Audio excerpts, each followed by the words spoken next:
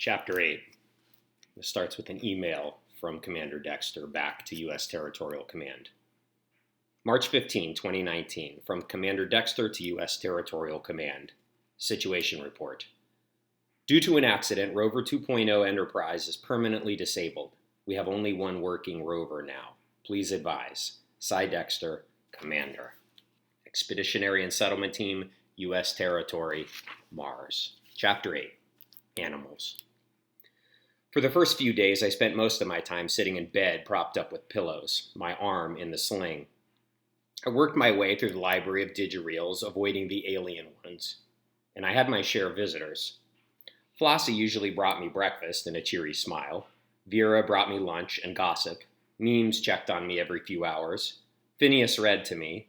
Eliana and Darby popped by and played cards with me. Eliana always won. Salty Bill delivered supper, and even Cy stopped by to see how I was doing. Leo was my most constant companion, happy to lie with me on the bed, especially when I shared my food with him. But there was somebody who didn't visit. Trey. It stung. I think Albie tried to make up for it. He was always there to help, whether it was to fluff my pillows or cut up my food, since I was now one-handed, or help me put on my clothes. No wonder Cy wanted him to be his apprentice. He never once complained. I was half dozing in bed when Phineas walked in, carrying a book. "How you feeling?" he asked, studying me with sharp eyes. "My shoulder really hurts," I said. "I'm not surprised," he said. Then he handed me a book. "Thought you might like this."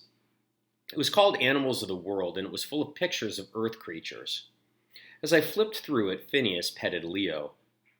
"You're a fine boy," he said, and I looked up. "Thanks," I said. "I was talking to Leo," he teased. And that's when I noticed a thick white bandage on his arm. "What happened to your arm?" I asked. "Alligator skin," he said. The lack of humidity on Mars made skin dry and itchy, and memes had dubbed it alligator skin. The grown-ups seemed to suffer from it more than we kids did. "It's too expected," he said. "We're all getting old." "What does that mean?" "Old skin is thin." I'd never really thought of Phineas as old. He'd always looked the same to me. White hair, glasses, warm smile, cane. "Would you like to see my favorite animal?" he asked me, nodding at the book. "Sure," I said. He paged through it and then held it out for me to see. There was a picture of a small furry animal with floppy ears.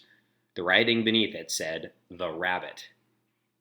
"There were lots of those where I lived in New California," Phineas said with a smile. "They always came hopping out at dusk. We used to call it the bunny hour." "Do you wish you could go back?" I asked him. Not that it was an option. None of us could ever return to Earth. Our bodies were permanently altered from living here. Memes joked that it was a one-way ticket to Mars. "I did in the beginning, but very rarely these days," he said, looking thoughtful. "Mostly I miss Chinese food." "Chinese food?" "It's delicious," he said. "There's nothing tastier than beef chow fun." "Do you miss your old home?" I asked him. "Not really," he said. "It didn't feel like home after Rose died." "I don't ever want to leave," I told him, remembering the French people in the environmental suits chasing us. "It's too scary." "Oh, Belle," Phineas sighed, leaning heavily on his cane. "There's more to life than this settlement." I shook my head.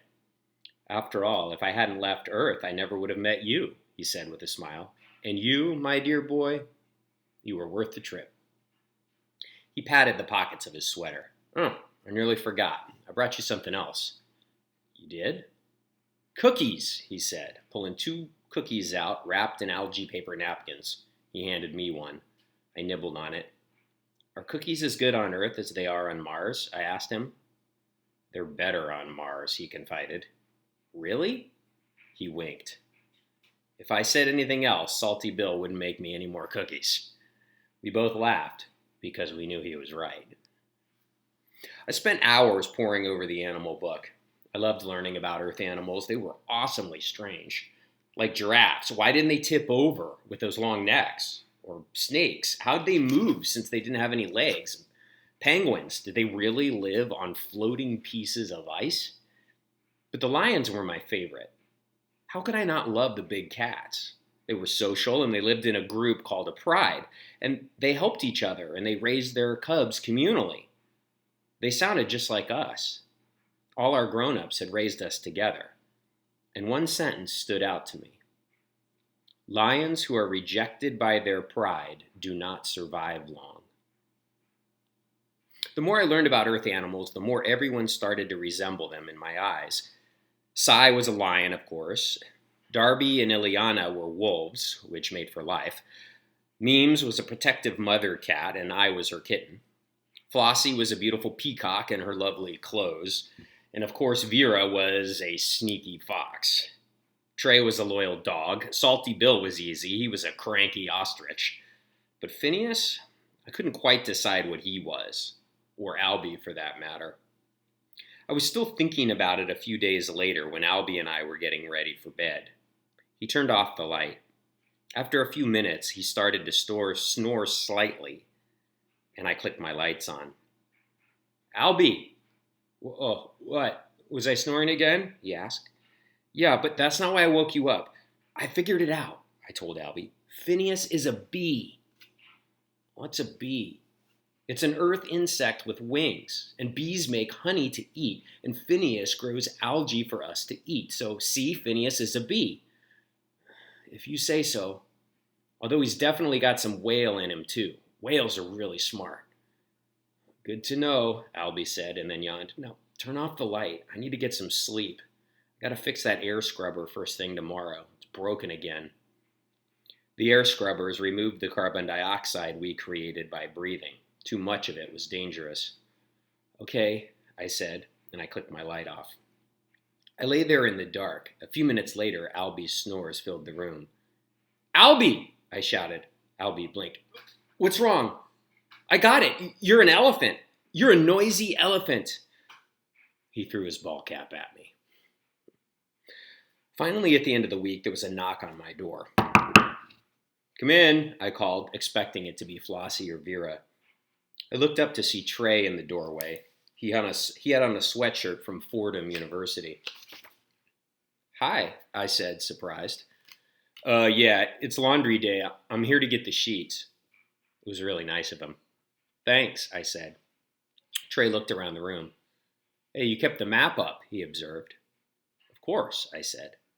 The map hung over my bed. Trey and I had created it together. It started as a way to get us out of Meme's hair. We were young and bouncing off the walls, so she gave us a gigantic piece of paper and told us to draw a map of our ideal settlement on Mars. Most of our inspiration came from Earth digireels. There was a castle with a moat and a drawbridge. There were skyscrapers and a racetrack for rovers, a monorail, and dozens of other things we thought that a perfect Mars would need. We'd added sections over the years so that now it sprawled over a huge area of the wall. We never did add that tree house, Trey said almost wistfully. We could still do it, I said. I have some paper. He shook his head. You need to move. I have to get the sheets off the bed. After I got into a chair, I watched as you stripped the sheets. So how have you been? I asked him. Well, what do you mean? Well, I haven't seen you since the accident. What's new? Nothing, he said, tugging off the bottom sheet and tossing it on the floor. I tried again. Well, what have you been doing? Chores, he said, pulling a pillowcase off. Just chores? It's all I have time for. We got punished with extra ones for taking the rover, he said bitterly. Oh, I said in a small voice. Except you, of course. You get to lounge around all day. I'm hurt, I protested. I told Vera we shouldn't have taken you in the first place, Trey said with a sneer. Now I'll never get to be Sai's apprentice. What are you talking about? Trey whirled on me furiously. Sai blames us for you getting hurt. He said we're older and we should have known better. But Trey grabbed the dirty sheets and an angry armload and stomped out of the room. It wasn't even my idea, I whispered to no one. As his footsteps faded, I knew I'd been right about Trey being a dog, because he had a terrible bite.